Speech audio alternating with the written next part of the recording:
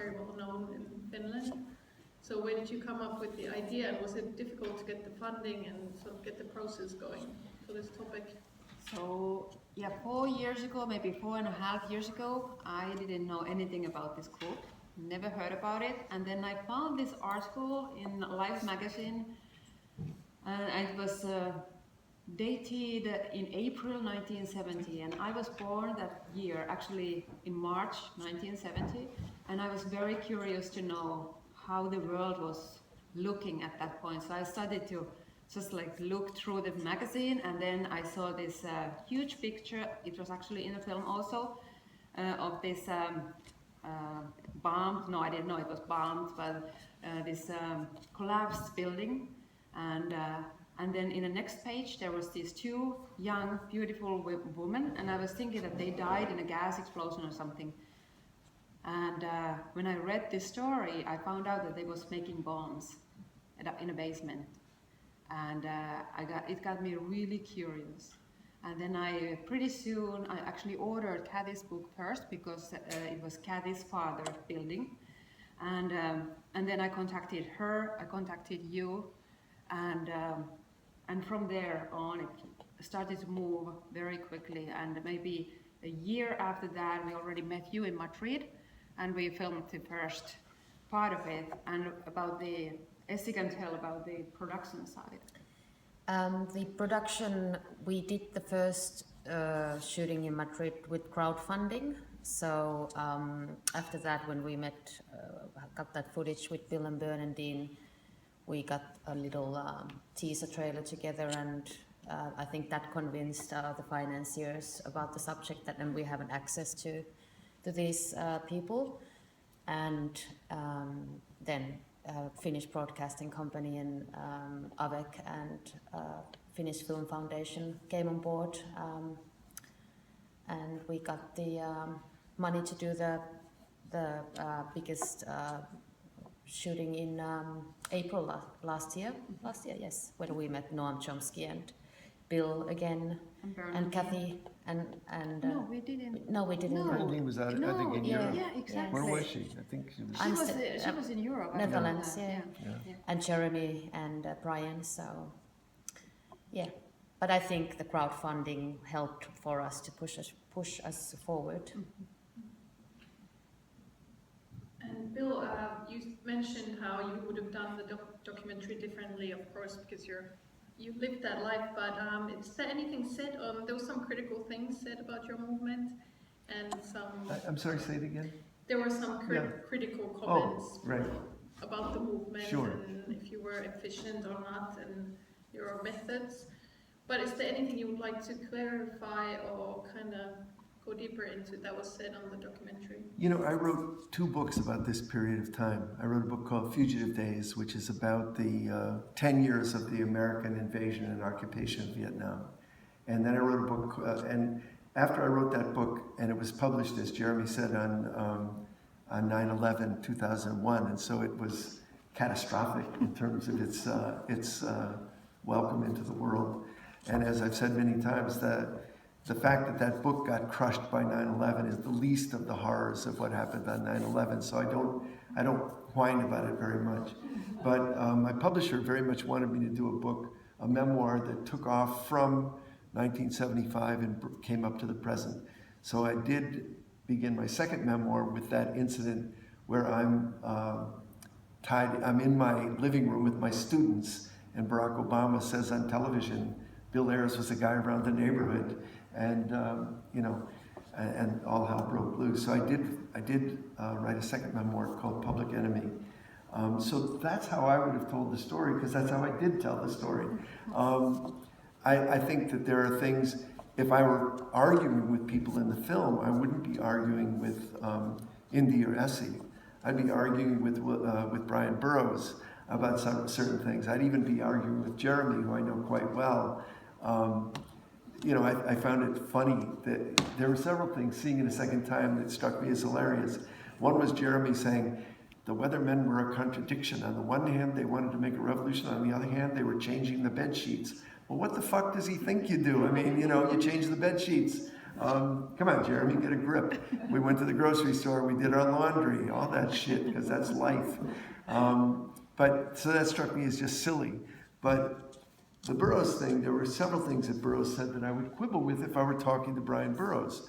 The most significant that stays in my mind is this idea that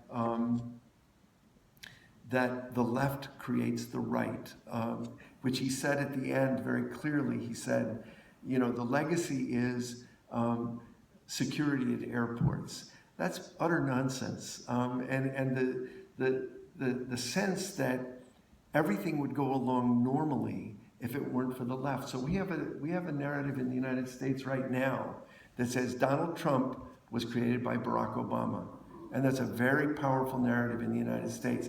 Every time, and there's truth to it in the sense that every time black freedom takes a step forward, reactionary white supremacy takes a step also. But then the answer to that is what, Brian? Should everybody stay still and let the status quo resolve itself in some way? Abolition of slavery, in some sense, created the Ku Klux Klan, right? I mean, because slaves were freed formally, and the afterlife of slavery took over with a vengeance. So what is the answer to that kind of view of history as this circular, you know, push and pull? I think it's nonsense, and I think that you have to find ways to think about it and move beyond it. But okay, in terms of the criticism of the movement, I think that this is very much in the books I've written. It's very much in Bernardine's comment. Oh, I have to say a word about Bernardine too. And that is that I think that the anti-war movement was in serious crisis by 1968, and democracy was in crisis because this imperial war was dragging on. We had done what we thought we were tasked to do. We had convinced a majority of Americans to oppose the war over a 3-year period. We'd done it through anti-war organizing, through being arrested, through demonstrations. We'd done it because the Black Freedom Movement came out against the war in powerful ways, which was very significant, and I could talk more about that. And we did it because veterans came home from the war and told the truth. When John Kerry, who became Secretary of State and himself a warmonger, but when he came back from Vietnam, he said in front of the Senate, "We commit war crimes every day, not as a matter of choice, but as a matter of policy." That was true. That shook the American people up, and we began to withdraw from war. But then, 1968, Lyndon Johnson says, "I'm going to step away and end this war." 4 days later, King is murdered. 2 months later, Kennedy is murdered. And 2 months after that, we realized the war is going to expand. How do you end it? In my own family, my birth family, I'm the middle of 5 children. One of my brothers joined the Democratic Party to build a peace wing. One went to the communes of the Northeast. One went to Canada and helped other GIs escape the madness.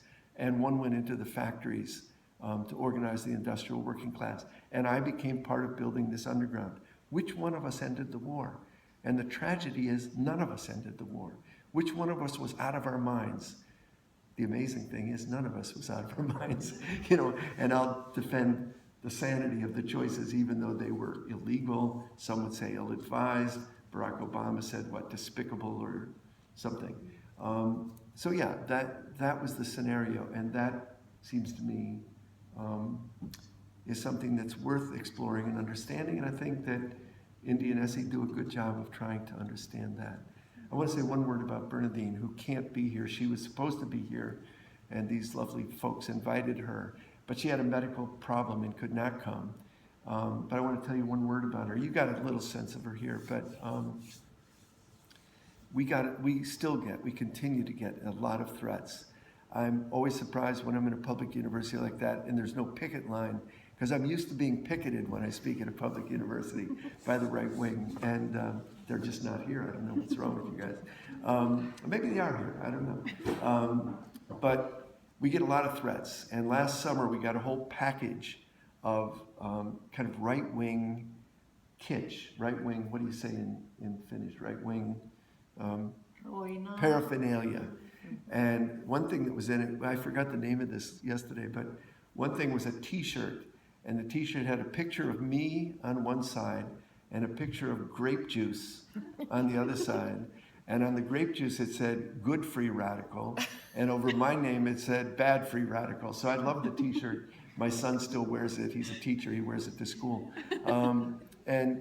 And the other thing that was in it was a bumper sticker, and the bumper sticker said, Bill Ayres and his wife should be in prison. And I showed it to Bernadine, and she said, his wife? I have a name. She didn't say anything about prison. You know, she's like incensed that they would call her my wife. So I never referred to her that way, Bernadine herself. Yes? You touched upon a bit on Obama's term in the documentary, and now you described him as very intelligent and charismatic, and those high hopes when he ran for office. But I think one of the great things about the documentary is that it shows Obama discussing with Hillary Clinton and disagreeing with her, and of course then they work together. But how do you reflect on Obama's terms now? Well, I don't think there was. It depends on who you ask whether there was great hope when Obama was elected. I knew Barack in Illinois, and Barack, when he was running for president the first time, said repeatedly, "I'm a middle-of-the-road, moderate, pragmatic politician." He might have added ambitious. In fact, the first time I met Barack, I said to Bernadine after we had dinner together, I said, "This guy is so ambitious, I think he wants to be mayor of Chicago." And you know, the level of my understanding of who this guy was about here. In any case, he always said, "I'm a middle-of-the-road politician." The right wing looked at him and created a narrative which was begun by Hillary Clinton. The right wing looked at him and said, yes, he's charismatic, yes, he's charming, yes, he's intelligent, but what do we know about this guy? Not much. Let's look at his friends. The black nationalist Jeremiah Wright, you know, lives in the neighborhood with Louis Farrakhan and Jesse Jackson and Bill Ayres and Bernadine Dorn. So that was started by Clinton, and you saw the beginning of it. So we don't know him, but we know his sketchy friends. That narrative was picked up, even though it lost for Clinton, it was picked up by McCain and Palin and driven. So the right wing said, no, he's a secret Muslim who pals around with terrorists and obviously has black nationalist and socialist roots. That's what they said. The left wing looked at him and said, he's winking in my direction. He was not winking. He is exactly who he said he was. Look at something as simple as queer rights, as same-sex marriage. You know, all through the 2008 campaign, Barack said, as a Christian, I can't support same-sex marriage.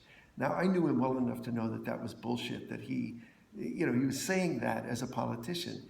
But, 3.5 years into his presidency, big-mouth Joe Biden comes out in favor of same-sex marriage, followed by Arne Duncan, the Secretary of Education. I was speaking to a group of teachers when Arne Duncan came out in favor of same-sex marriage, and I said to this group of teachers, Arne Duncan clearly hates teachers, but he seems to like gay marriage. Let's all get gay married. Maybe he'll give us a break. I was kidding. But the point is that Barack followed Joe Biden. He followed Arne Duncan, and they were both following something much more fundamental. They were following a social movement. Social movements are what changes the world, not getting the right guy to sit in the throne of empire and somehow wish that he would be yours. I look back on the 8 years of Barack's presidency and I say, here was a guy who faced unbelievable opposition. He had, in the terms of American politics, he had a fairly successful presidency against odds that are unthinkable. To have the head of the Senate say in 2009, my whole goal is to stop Obama from having a second term. That's not a legislative agenda. That's absolute madness. That's nihilism. So this was what he was up against. Was he sitting in the throne of empire? He was. Was he conducting its violent legions? He was. Was he a privatizer of the public space? He was.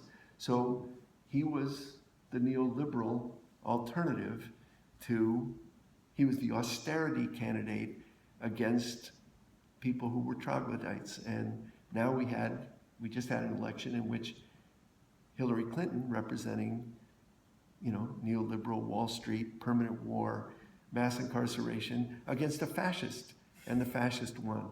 And so we have a serious problem in the United States, which is to create an opposition at a moment when the Democratic Party is completely ill-equipped to be in opposition, precisely because for 4 decades they've agreed, the 2 major American parties, about the fundamental questions: war and peace, white supremacy and mass incarceration, the public space, or the selling off of the public space. That's a long answer, but that's still short for me. David, you lived in the United States for a long time during Obama years, right? Yes. Oh no. I moved back, but yeah, I went back and forth during those years. But I moved back here 2007 already. Okay. But half of my family was still there, so I went there often. How do you see the United States has changed during those years when you lived there, from like an average citizen's point of view and the life of your family there? So I noticed that eventually I moved there 2000, and it was still pretty much same feeling that it was in 90s, which was really nice. I really liked it. It was more peaceful, and yeah, that was good. But then after 9/11, everything started to change tremendously, and then when we got close to that 2008, when everything just went down and collapsed, I started to feel very unsettling in that country. It was like restless feeling. And then after 2008, every time I went back, I noticed more and more stores closed. Like there was just people going out of business, and it was very visible. Like towns, they got like coast towns all of a sudden, and then I got really worried. And at that time, first I wanted to move back, but when that was so obvious, I felt like I don't think I want to move back here at the moment. Yeah. And Bill, and maybe you can all answer this, but there's a lot of economic troubles in the United States, but why do you think Trump's message is biting into the poor and the working class Americans who are directly now suffering from his decisions? Why is his message more powerful than the message of Bernie Sanders, for example? It's not. And the way the American elections work is completely fixed and completely fraudulent. And not only did Hillary Clinton get 3 million more votes than Donald Trump, but it's a myth that the working class went with Trump. I don't actually think there's much use in analyzing Trump's voters, but since you asked, overwhelmingly Trump's voters were mainline, mainstream, middle-class Republicans. And they were the ones who never varied on supporting him. And there was certainly, I remember what we said for months leading up to the election is that Trump will be crushed. You remember that when I start to pontificate about what's happening in American politics. Trump will be crushed, I said. But Trumpism, the cohering of a white supremacist base, there's always been white supremacist, base in the United States. But to have it coherent and organized seemed to us like it would be a danger and a problem we would have to deal with for years to come. It's so much worse than one could have imagined because he ran an explicitly fascist campaign. Some people winked at it, some people embraced it, but he ran a campaign that explicitly, overtly was supported by the Ku Klux Klan, explicitly criminalized whole neighborhoods, explicitly targeted Black Lives Matter as a menace and a danger to society when actually it's the most hopeful thing happening in America today. So we don't have to wonder what Trump was appealing to. He was creating an overtly explicit cohering of a fascist base that's always there, but never is coherent. And now it's living in the West Wing of the White House. So we have a serious, serious problem. And one of the things, it's a global phenomenon. That's another thing to say about it. It's not just the US and it's not just Trump. It's happening everywhere. It's happening all over Europe. The difference is that the United States is this behemoth in terms of military power, in terms of nuclear power. Essie and I were talking last night about the irony and the kind of useful irony of Finnish filmmakers making a story about America. And why is that a good thing? In my view, it's a good thing precisely because the people who get North America and get the United States the best are often people who look from afar. De Tocqueville wrote the definitive book about American democracy 150 years ago. Charles Dickens wrote the definitive study of American prisons 100 and some years ago. And to have people who are the victims of American power look at it and say, what the hell? That can be a very useful thing. So I think that no one should feel ambivalent about commenting on the biggest military power that's ever existed. When the nuclear bombs start dropping, they're not going to drop first on Chicago. They're going to be elsewhere. And I think that that's why it's of urgent importance to you to care about what's going on there and to meddle in it, to get involved, to care about it.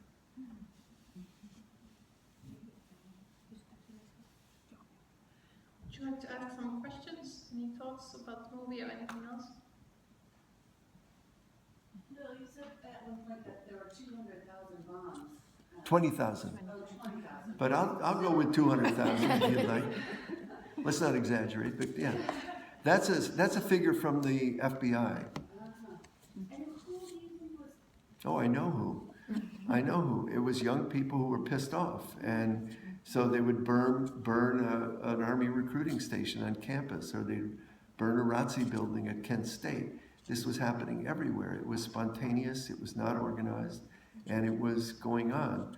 I should say also, when I said the FBI gave us those figures, you know, the FBI is a criminal enterprise, and the fact that Robert Comey, is that his name? Robert? No, it's Comey, the head of the FBI, was fired by Donald Trump, and that's a great example of something unbelievable in the Trump world.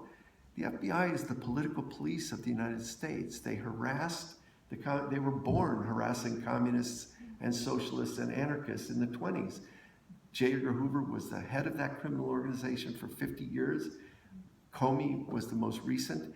And they not only harassed communists and anarchists and socialists, they harassed the civil rights movement. They targeted Martin Luther King. They targeted Malcolm X. They assassinated Fred Hampton. This is not an innocent organization. And now in the American press, everybody's worrying about the integrity of the FBI. It has no integrity. It's the political police. It's the Stasi of the United States. There's no, so the idea, on the other hand, Trump dismissing the head of the FBI when he's investigating Trump is outrageous. So you're in this kind of between a rock and a hard place, which I think is emblematic of our politics in general in the United States.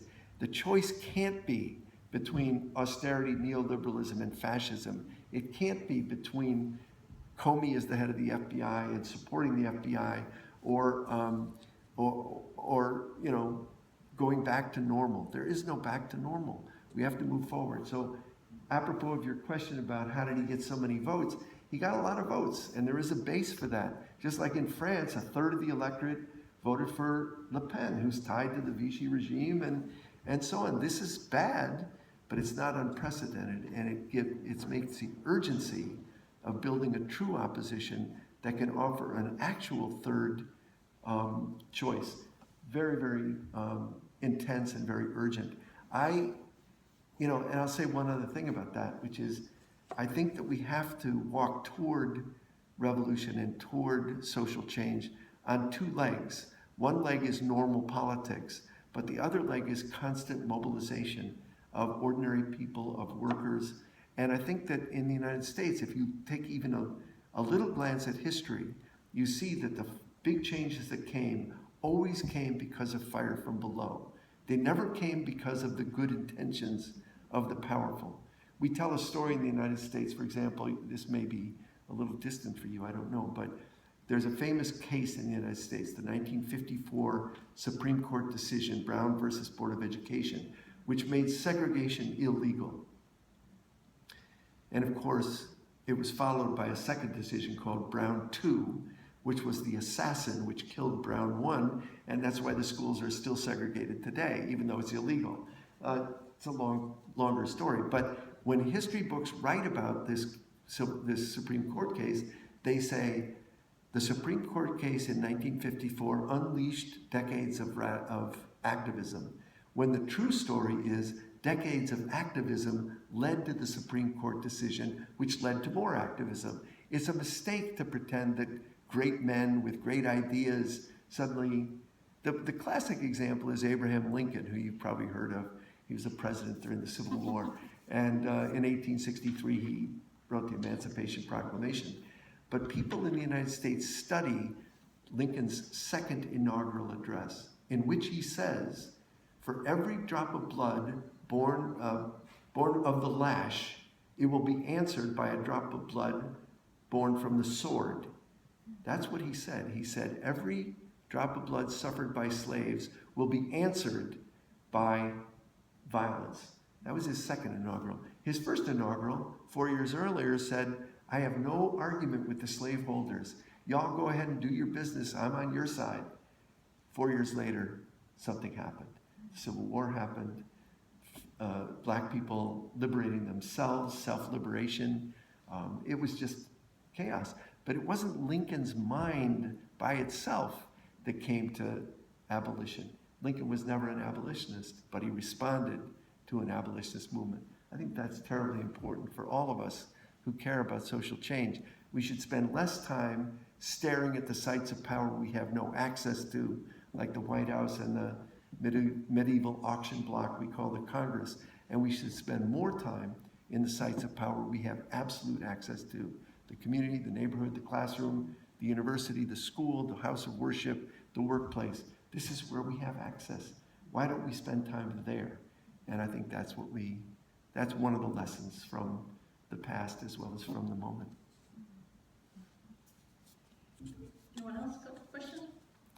They're worried to ask a question because I go on too long. Go ahead. I was wondering how you say that, since when you look at the media and social media, everything is, the establishment is going to censorship and put everything into some bubbles. So how do you say that the message about change could be Help me understand what you said. made more hard? Can you say it again? Were you asking that because of social media we all live in bubbles and we can't spread Oh, the I message see. of change? Ah. Or how to spread it to everyone? Is that what you were saying? It looks, for example, in US, the establishment is fighting very hard to censor the knowledge. Yeah. Okay, so how to prevent the administration or the leaders to censor the message of change? Yeah, how the, for example, grassroots movements can get their message Yeah. I across the understand. globe or Yeah.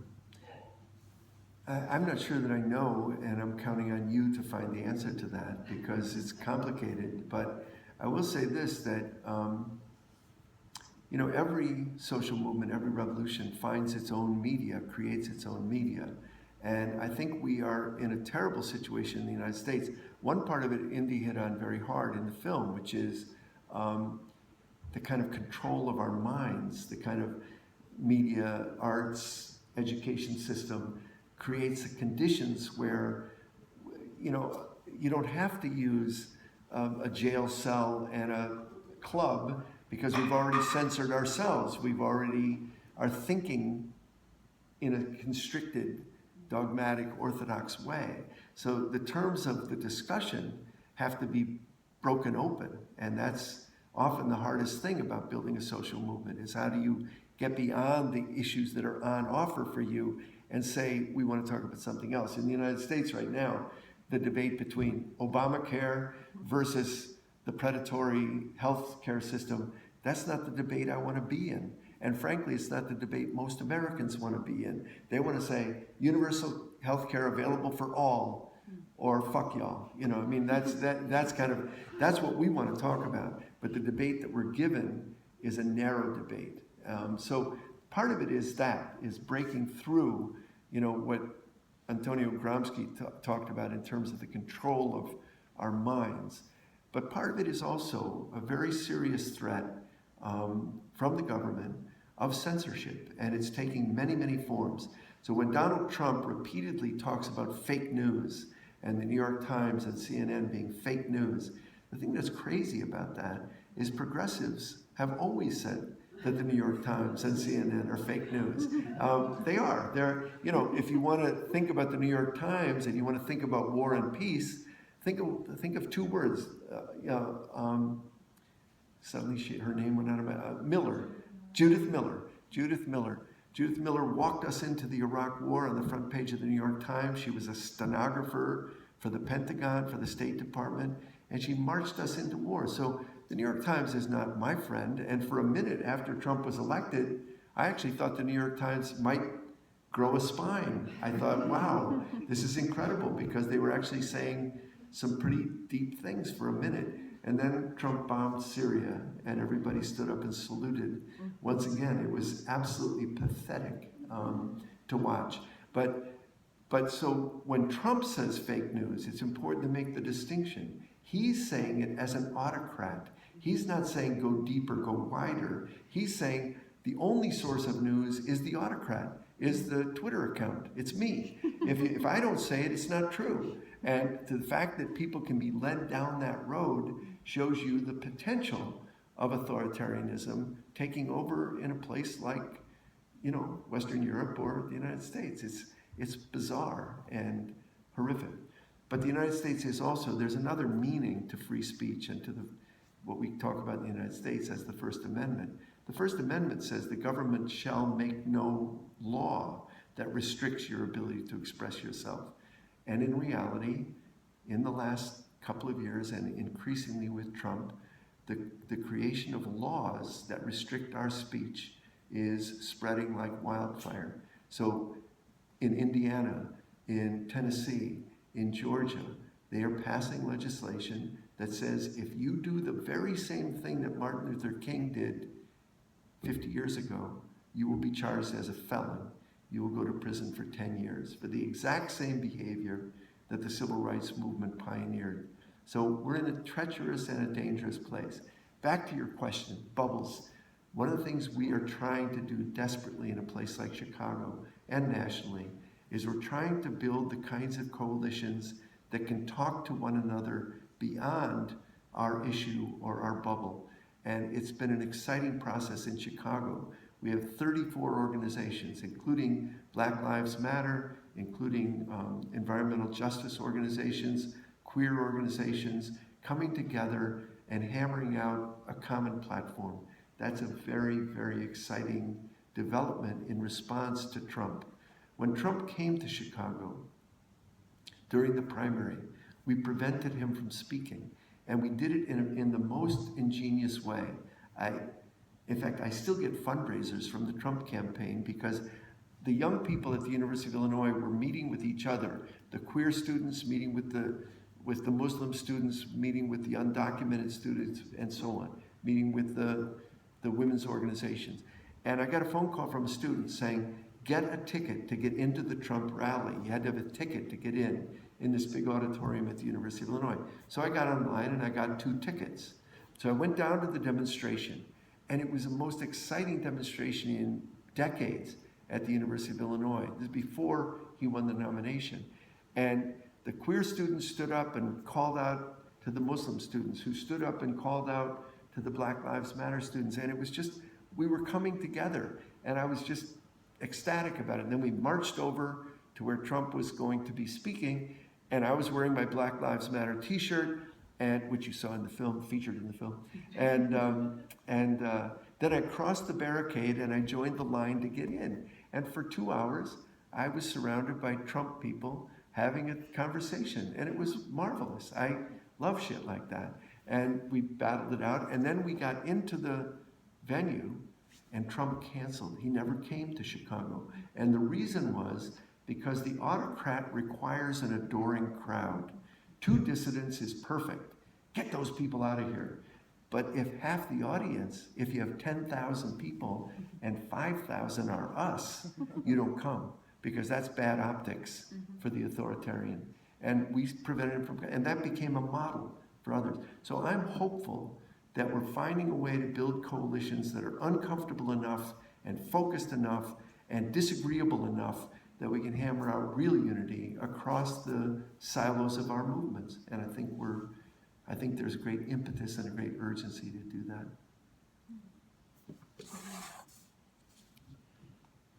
Anyone else?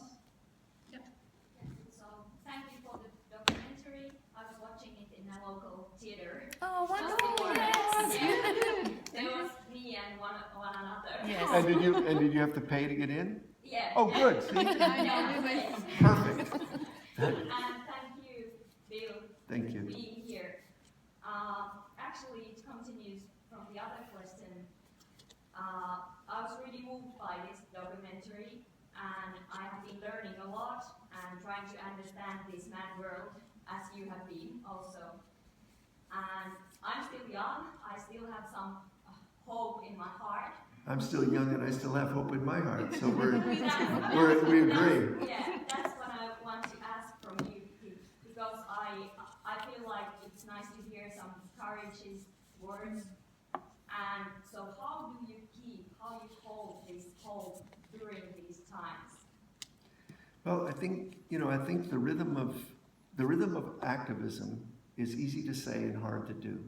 The rhythm of activism is to open your eyes and pay attention, not once, but every day, continually. If you open your eyes once and attach yourself to an idea, you become dogmatic or sectarian or orthodox. But if you keep trying to open your eyes, to pay attention, and the second step of being an activist or a moral person or a good citizen is that you are astonished. You're astonished at both the beauty and the ecstasy and the joy that human beings produce all the time. The art, the incredible poetry. You're astonished about that. You're also astonished at the unnecessary suffering that human beings visit upon one another. And you have to be astonished. You can't get used to it. If you get used to it, you say, oh, another homeless kid in Chicago. I know that. No, you don't know that. And you should not be used to that. You should be outraged every time you see it. The third is you have to do something. Not the right thing, not the perfect thing, not the ideal thing. There is no such thing. You have to do something. And in a world as out of balance as this world, everybody can do something and then try to connect with other somethings. And then the fourth thing is you have to rethink. You have to question whether what you did made sense. And I think that when the Weather Underground, the Weathermen faction became dogmatic and sectarian is when we forgot step 4. Step 4 is rethink, reimagine, don't get stuck, don't be self-righteous, and then start over. Open your eyes, pay attention, be astonished, act, doubt, keep going. The rhythm for me is that you have to, the rhythm for me comes from the great revolutionary Rosa Luxemburg, who was imprisoned during World War I for her opposition to her government's involvement in World War I. And there are some marvelous letters that went between Rosa Luxemburg and her comrades.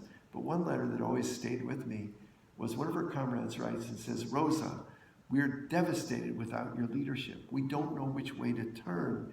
We don't know how to get organized. We need you. And Luxemburg writes back and she says 2 things that are great. She says, first of all, stop whining, which I think is great advice for progressives, the world around. Stop whining. What the fuck good does it do you? Get over it. That's number 1. And then she says, my advice to you is to be a mensch. M-E-N-S-C-H. I can't translate it into Finnish, but it's Yiddish. Do you know the word mensch? M-E-N-S-C-H. You can Google it, but not now. And she says, I can't define mensch for you, except to say that a mensch is someone who loves her own life enough to enjoy the sunrise and the sunset, to enjoy a bottle of wine and a good meal with friends, and to enjoy a walk in the park. And a mensch is also someone who loves the world enough to put her shoulder on history's wheel when history requires it. If you can work that out day by day, love yourself, love the world, love yourself. That's how you become a mensch, and that's how you refuse to burn out. You say, I'm in this for my life. This is who I am. And I can think, I don't know I've drank too much coffee on too little sleep. But I'll tell you one example to me. You know, I never know. Sometimes this question of what's the most effective thing to do, how do you do things? I don't know. Nobody knows. But in a world that's out of balance, you dive in. So many, many years ago, my son, who's now 40, must have been 10. So Zaid was probably 10. We had 3 little kids. And the state of Illinois reinstated the death penalty and decided to kill a man named John Wayne Gacy, who was a mass murderer and a bit of a monster, and he kidnapped homosexual boys on the north side of Chicago and killed them and dismembered them. A real horror. So the state of Illinois decided to kill him. Bernadine and I were so outraged by the radio celebration of this coming event that we decided one of us had to go down and protest. It wasn't part of a movement. It wasn't part of a social struggle. It was just, this is outrageous. I can't stand myself if I don't go down and say this is wrong. So we drew straws and I won, and I drove down to the state prison at midnight, and I had my little sign that said, "Thou shalt not kill." And I got there and there were 5,000 young people having a party to celebrate the death of the monster. I put my sign under my shirt because I didn't want to be killed. And I went to the front of the prison where I found 9 elderly nuns, 2 lawyers, and me. And we held candles and sang freedom songs. And then they executed John Wayne Gacy. The crowd cheered. We were mortified, and we slinked home. Now, if I've ever felt marginal in my life, and I have sometimes felt marginal, that was as marginal as it gets. 2 years later, the lawyer standing next to me won the first wrongful conviction case in Illinois. 2 years later, a mass movement had built in Illinois to oppose the death penalty. And 2 years after that, our right-wing, corrupt Republican governor banished the death penalty. Who knew? But my being there wasn't based on a calculus of success. It was based on a calculus of humanity. Who do I want to be? I don't want to be a person who lets Illinois kill people and just lets it go by without a whimper. But that doesn't mean I have a calculus that I know how to get there. It's another thing I disagree with Jeremy Verone about. I thought it was so funny that he said they didn't have a plan to take state power. Holy shit, Jeremy, you're asking a lot. I mean, you learn to make revolution by making revolution, anyway, that's enough. Any other questions then? Yes. This kind of comes from the part of the film where you talk about the 9/11 attack and the 6,000 dead lives and so on, and something that you said just a few seconds ago.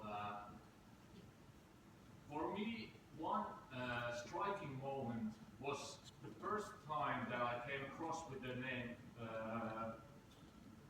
Chris Kyle, who is the most lethal sniper in the history of the United States. What's his name? Chris Kyle. Clint Eastwood made a film about it. Oh. American Sniper. Oh, yeah. And the thing was that for some reason I came across with him on the internet, and I just watched this YouTube movie from Conan O'Brien show, and he was a guest there. Oh. And he's killed something like 150 people in Iraq. And the situation was so absurd that Conan O'Brien was like cracking jokes about that. Oh, you're such a cool guy, Yeah. And I'm sitting here with a guy who's killed 150 people, and the crowd was laughing.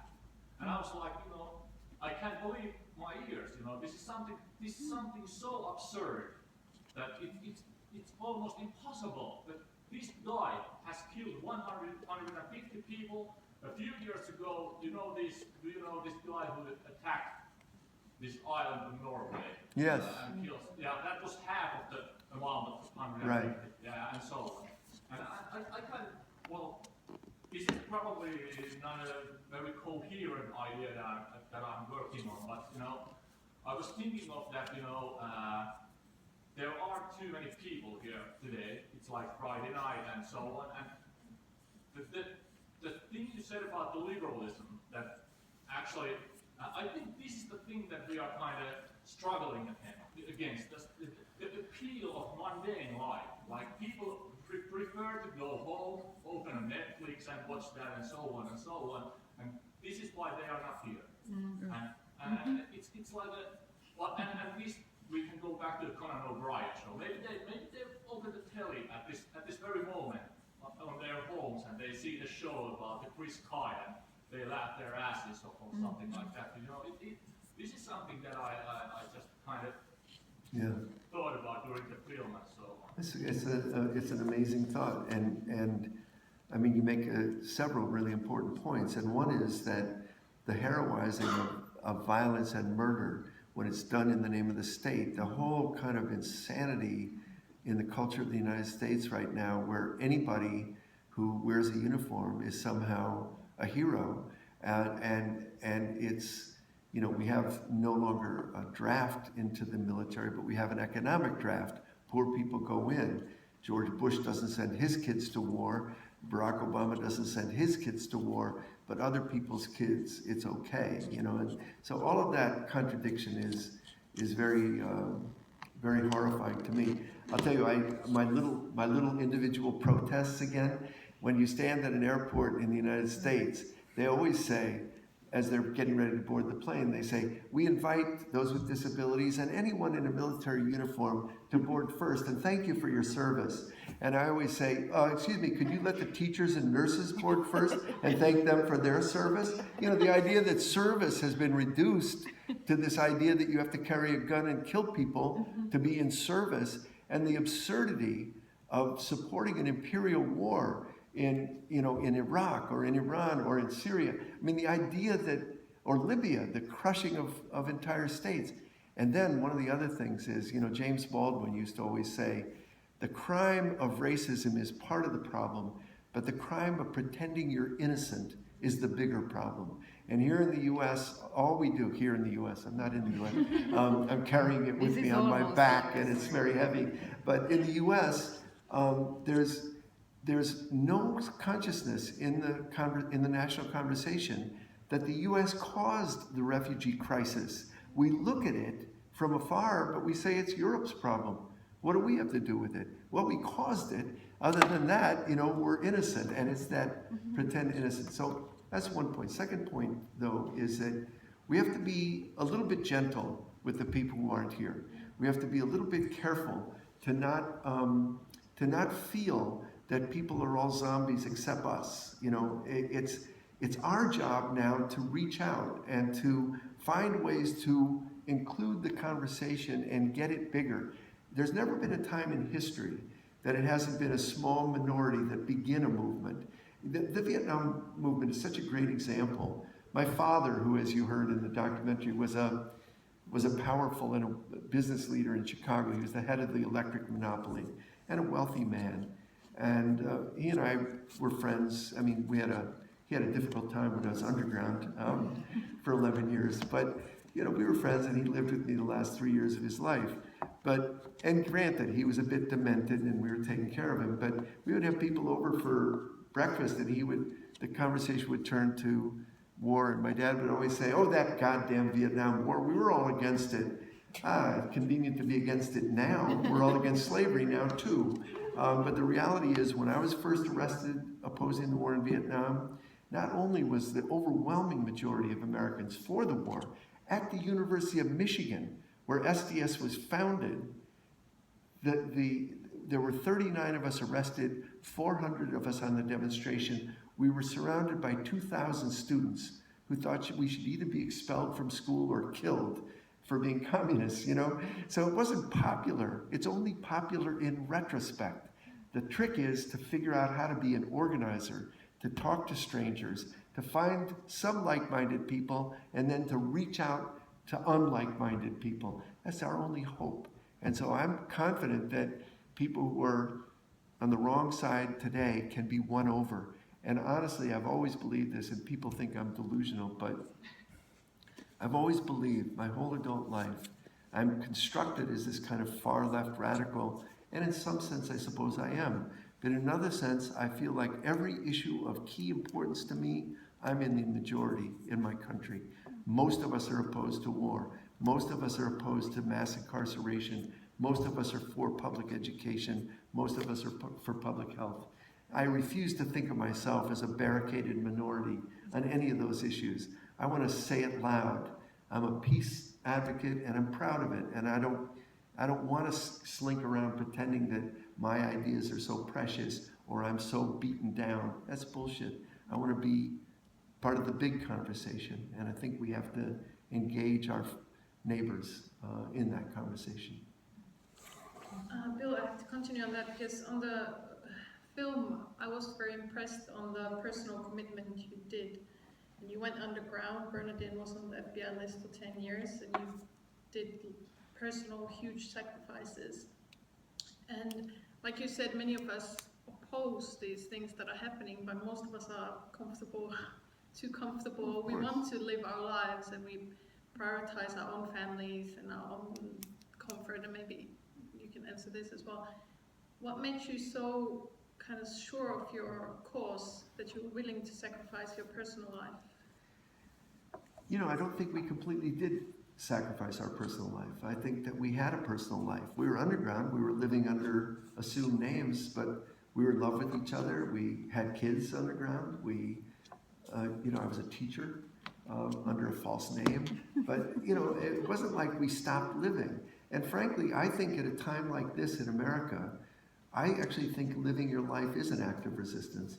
I think if you live your life fully and you take your life seriously, there's a way in which that too can be a form of resistance. It's not the only form. And I think that we were at a moment, an extreme time, we were young, you know, and that's part of why we made the sacrifices we made. And speaking of sacrifice, Bernadine had told me her whole life that she would never get married, that it was a bourgeois backward institution. And then she got put in prison, and she'd been in for about 6 months, and she said, "Will you marry me on a visit?" And what am I gonna say? "Where are your principles, darling? We can't get married." No, I married her. But that was talk about a sacrifice. She had to marry me. I mean, horrible. But, you know, I just think we have to, as I was saying to you, I think we have to seek balance in our lives. We have to, and that's what I mean about being a mensch. You have to love your life. Don't sacrifice your life. I mean, if you say Black lives matter, Black lives are important, yes, and your life is important, and you can't sacrifice your life in order to say, I'm proving that life is valuable. You should live your life fully, you know, wholeheartedly. And at the same time, you should reach out to your neighbors, not, you know, in the horror of post-World War II, Europe and America and the world is kind of the contract of mutual indifference. We are indifferent to each other. And the problem really, the opposite of moral isn't immoral, it's indifferent. It's not noticing that people are there, that they're suffering. I thought one of the interesting things in your film is when you're going through the neighborhoods in Chicago and you're seeing these 6 young Black men. We have 50% of young Black men are unemployed in Chicago, 50%. And there's all that human life. For me, seeing that scene was just a nutshell of a tragedy that's, you know, that's happening. And here are these young men, their lives are being wasted by this system. And then we go by, or you go by, and then they turn and they look at you, and you know, they're like, who the fuck are these people filming me, right? Exactly. And then you zoom away. Good for you. But I don't know if you sped up. It seemed like the car sped up, but yeah, the cameraman actually got really scared. yeah, I said, let's get the fuck out of here. I was really scared. Really? Oh yeah, she was. Yeah. So somebody was driving and said, let's get it. But the reality is that it's that mutual indifference. It's that you see somebody who's in trouble and you look the other way, or you see an entire population, the Black community in Chicago, which is being devastated and being colonized, just like a foreign colony. And if you turn away from that, then you're being indifferent. And that is, to my mind, the modern predicament is that contract of mutual indifference. I won't pay attention to your suffering, and I don't expect you to pay attention to mine. We have to break that, but not break it by killing yourself or by sacrificing your life. Break it by being involved in something bigger. Thank you. And I would like to ask about the film now. It's being shown in Finland. Would it be shown in the US, and how do you expect it to be received in America? I have no idea at this point how. I really want, I want to see this film there in the US, I know that we have a distributor in Australia now. Yeah, broadcast. Oh, yeah. And yeah, obviously United States would be our ideal target, but like at the moment we don't know how the festivals are going to take this, so we'll see, because we just started to submit the film, so but yeah, we'll get it out there. And I really it's- want to see it there. Yes, I want to hear the but- response. Yes, from but Americans. it's very important. Documentaries are not very popular in the theaters, so it's now in theaters in Finland. So if you like the film, please tell your friends. It's now in Niagara, here in Tampere. If you go to WarPeace Facebook, WarPeace documentary, I think. Oh, you know the event of this event page for this. You can find more information there. WarPeace film. No? Yeah, no, WarPeace There's a movie. WarPeace movie. yes, yeah, not did. documentary. Right. Because for some We reason both got it. WarPeace was taken. And please use your Facebook and Yes. tweet. Tell everyone, because it's very important that this message is, you know, Yeah, it gets out, and otherwise it's going to be there only for one weekend. Okay. We have one more question, I think. Yeah, I would like to ask you about what do you think about like direct action and Say again. about direct action and Direct action? and maybe about sabotage as a strategic maneuver. I was just thinking about because I read some material on like Wikipedia, and for example there was this escape of Timothy Leary, which obviously has some virtues. I mean, he was facing 20 years of prison for a couple of grams of marijuana. LSD. Yeah. Well, what I read was that these convictions were for Maybe. marijuana. Yeah. But I see maybe some similarities in sabotage as a maneuver to Umkhonto Sizwe, that is the militant wing of ANC, of which Nelson Mandela was a part. And they made a campaign of sabotage. Well, it led to, for example, Nelson Mandela being in prison for a very, very long time of his life. But eventually it led to the, not only the sabotage, but the public mobilization led to the economic isolation of South Africa and to the end of the apartheid. What do you think about it? Well, you know, I was involved in a campaign of sabotage, so I was a saboteur. And one of the things that that we all had memorized was large segments of Nelson Mandela's Rivonia speech, which was the speech he gave when he was sentenced to life in prison. He was on trial for his life. And I'll tell you a quick funny story. There's a movie made about the Weather Underground that came out several years ago, and it was released at Sundance, a film festival in wherever, Utah. And we were there, and Robert Redford gave us a thumbs up, and we went to the green room to talk to the press. And somebody from the LA Times came in, and we were chatting with her, and she said, "What I don't understand is why you couldn't be nonviolent, like Martin Luther King, Gandhi, and Nelson Mandela." And Bernadine said, "Nelson Mandela?" And she said, "Yes." And Bernadine said, "What do you think Mandela was in prison for?" And she said, "Opposing apartheid." And Bernadine said, "Yes, opposing apartheid by building an army that explicitly, avowedly, set about to create a campaign of sabotage against the apartheid government, with the promise that if sabotage didn't work, they were going to escalate." And so she was surprised to hear that, because our heroes all are nonviolent, except they're not. And that's a contradiction that people have trouble with, because in the abstract, nonviolence seems right, and in many ways, tactically, it is right. But it's always important to remember that Martin Luther King was an advocate of nonviolent direct action. He wasn't an advocate of sit in your couch and smoke a joint. I'm not against that, but that's not the same as nonviolent direct action. So yes, I think sometimes it's called for. It's so funny because Indy and I have had several, conversations, even arguments about when violence is appropriate and not.